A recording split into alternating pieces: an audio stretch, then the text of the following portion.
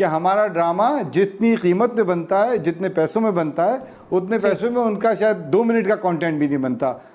Even Hindustan से आप इसका मवाजना करें तो हिंदुस्तान के भी बजट हमसे 10 गुना 20 गुना ज़्यादा होते हैं। कंसिडरिंग कि हमारे मुल्क में बहुत सारी ऐसी चीज़ें दिखाई जाती हैं। अब आप देख लें, अगर भारतीय फिल्म पद्मावत का देख लें, खिड़की तोड़ रश था वहाँ पर, उसने किस तरह हिस्ट्री जो है वो टोटली हमारी इस्लामिक हिस्ट्री जो है वो मस्क करके जो है वो रख दी, सब कॉन्टिनेंट की राधा हिस्ट्री जो है मस्क करके रख दी, लेकिन उस पर कोई सवाल नहीं उठाता। वो स्टैंडर्ड अब नहीं है। हमने क्या किया है, हमने जो देखा है कि अगर इंडिया में वो सर अगर if you allow me, India के ड्रामों को हमने कॉपी करने की एक टाइम पे बहुत कोशिश की कि उन्होंने एक स्टेप लिया, उन्होंने कहा हम अपनी जो पुराना हमारा ड्रामा की रिवायत थी हम उसी पे वापस जाएंगे, साड़ियों वाले ड्रामे नहीं थे या वो ढडढन करके म्यूजिक उस तरह नहीं जो है वो चल रहा था। तो हमने, हमारा एक आइडेंटिटी क्राइसिस तो है ना, हमें समझ नहीं आती कि हम अपना कॉन्टेंट जो है जो इतना अच्छा था वो कहीं पीछे रह गया है और हम दूसरों की जो है वो उसमें एम्यूलेट करने में लग जाते हैं। और दूसरी बात ये कि जब स्टार प्लस आया था, स्टार प्लस को हमने एक तरह से हमें एक हार्ड टाइम दिया था स्टार प्लस ने। हमने उस ज़माने में, उस ख़ास ज़माने में कुछ ऐसे ड्रामे बनाए जो उससे मुमासलत रखते थे, बावजूद इसके कि हमारा ड्रामा जितनी कीमत में बनता है, जितने पैसों में बनता है, उतने पैसों में उनका शायद 2 मिनट का कंटेंट भी नहीं बनता।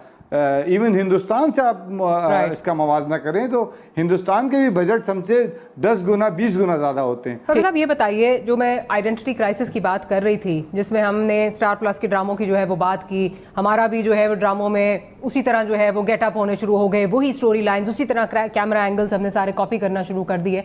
और फिर थोड़ा सा with all due respect to Saifi साहब, थोड़ा सा उनसे डिसएग्री ये करूंगी कि स्टार प्लस को मेरा ख्याल है हम शायद उस तरह नहीं हमने निकाला। स्टार प्लस पे जब वो बैन लग गया कि स्टार प्लस उस तरह एयर नहीं हो सकता था, तो we were left with no choice. क्या आप समझते हैं कि हमारे यहाँ पे आइडेंटिटी क्राइसिस बन जाता है, हम अपनी चीज़ को उस तरह वैल्यू नहीं करते और जो चीज़ अक्रॉस द बॉर्डर स्पेशली आती है वो हम समझते हैं कि बहुत ही कोई आला चीज़ है? एक्चुअली हिस्टोरिकली तो ये बात दुरुस्त है और मैं आपको इस तरह के म्यूजिकल एग्जांपल्स दे सकता हूँ। जुनून का एक एल्बम आया सयोनी, वो पाकिस्तान में रिलीज हुआ, पाकिस्तान में उसके वीडियो चले, स्पॉन्सर्ड, ये वो फला चलते रहे। तो album never really sold initially.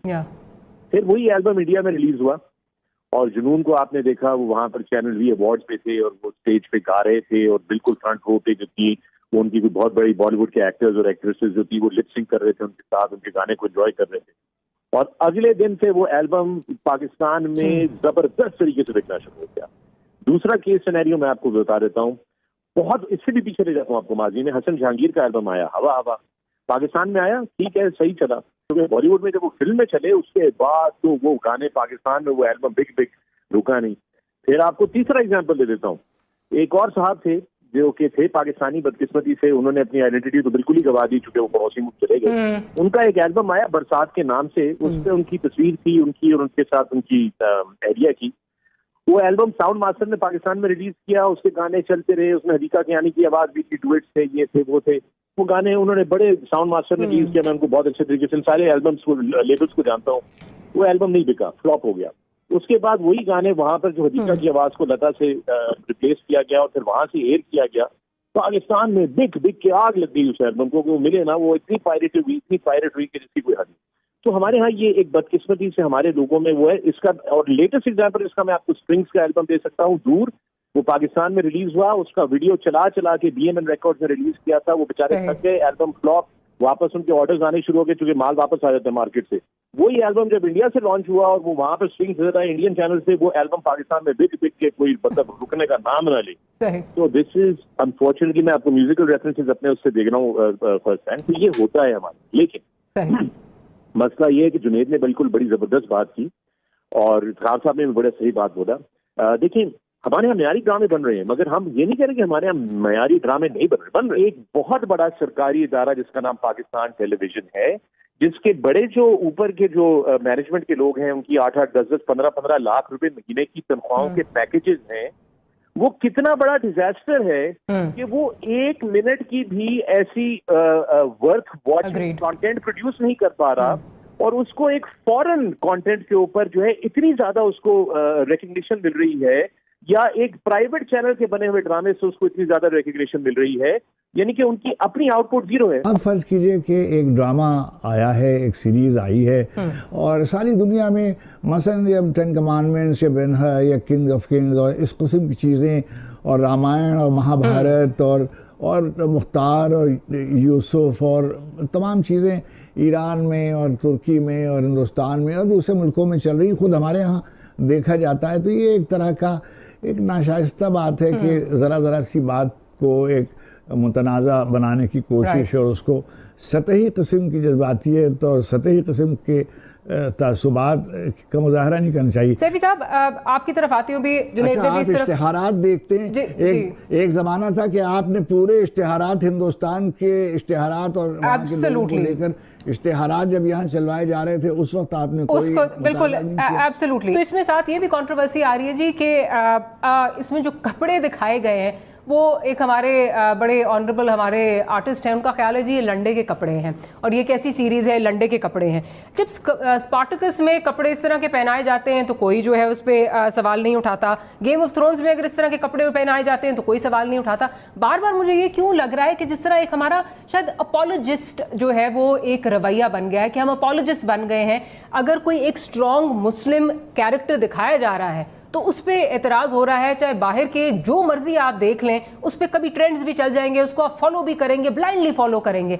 यहाँ क्या मसला क्या लग रहा है आपको? अच्छा, आई थिंक जो कहा गया था वो लंडे के वो कपड़े नहीं, वो लंडे का एज इन के इम्पोर्टेड चीजें, क्योंकि हमारे यहाँ इम्पोर्टेड कपड़े लंडे के कपड़े कहलाए जाते हैं। तो शायद जिन आर्टिस्ट का आप जिक्र कर रही हैं उनका पॉइंट ऑफ व्यू ये था कि मांगा हुआ या सेकंड हैंड या hand me down, there is no such thing as free lunch. वो कहते हैं ना फेसबुक यूज करने के लिए, इंस्टाग्राम, ट्विटर यूज करने के लिए हम पैसे नहीं देते। So when you are not paying for the product then you are the product. तो खैर वो तो एक बड़ी लंबी बहस है। कपड़े का तो मुझे कोई इसमें इशू लगता नहीं। गेम ऑफ थ्रोन्स में तो काफी चीजों में तो कपड़े ही नहीं थे। लेकिन इसमें ये कि देखिए जहां तक आप इसको एज एन एंटरटेनमेंट वैल्यू ले रहे हैं तो उसमें कोई हर्ज नहीं है, क्योंकि हमारे लोग जो है वो बेचारे जो है फिक्शन में और रियलिटी में, एंड व्हेन आई से fiction I mean dramatisation, fiction तो खैर नहीं, वो रियल स्टोरी है, उसमें फर्क नहीं कर पाते। जिस तरह आपने देखा कि वो हलीमा के इंस्टाग्राम पे पहुंच गए कि जी आपने वो कपड़े तो नहीं पहने हुए जो आप ड्रामे में पहनती थी। तो मतलब ये सतही मेयार है हमारे अवाम का। तो वो तो जाहिर फिर ये सोचने में बैठ जाएंगे कि जी अभी वो वहां से घोड़े चल के आएंगे और वो आके हमारा कश्मीर भी फतह करके देंगे और हमारा अफगानिस्तान में भी थोड़ा सा असर रसूख करेंगे। तो ये थोड़ा सा जो है ना कंफ्यूजिंग हो जाता है। हम दुबई में सेकंड नंबर की लार्जेस्ट पॉपुलेशन है पाकिस्तान की, लेकिन आप दुबई के किसी मॉल में चले जाएं आपको पाकिस्तानी रेस्टोरेंट नजर नहीं आता। बाहर मिलेंगे, मॉल्स के अंदर नहीं मिलता। क्यों? क्योंकि हमारी इमेज वहां पे क्या है कि ये टैक्सी वाले होते हैं, ये मजदूर होते हैं, हमारे बैंकर्स भी वहां हैं, इंजीनियर्स भी वहां हैं, लेकिन तादाद कम है। हमारी इमेज जो है ना, इमेज बिल्डिंग बहुत लैकिंग है। और मैं मुल्क को है ना एज अ ब्रांड देखता हूँ, और मुल्क अपनी ब्रांडिंग अच्छी करते हैं। हमने बचपन से सुना है मलेशिया ट्रूली एशिया, हमारी जबान पे लगा हुआ है, ठीक है ना। इमर्जिंग पाकिस्तान अब जाके हमने एक लोगो बनाया है, तो आप समझ रही है ना मेरी बात। तो ये ब्रांडिंग जो स्टेट टेलीविजन ने हमारे मुल्क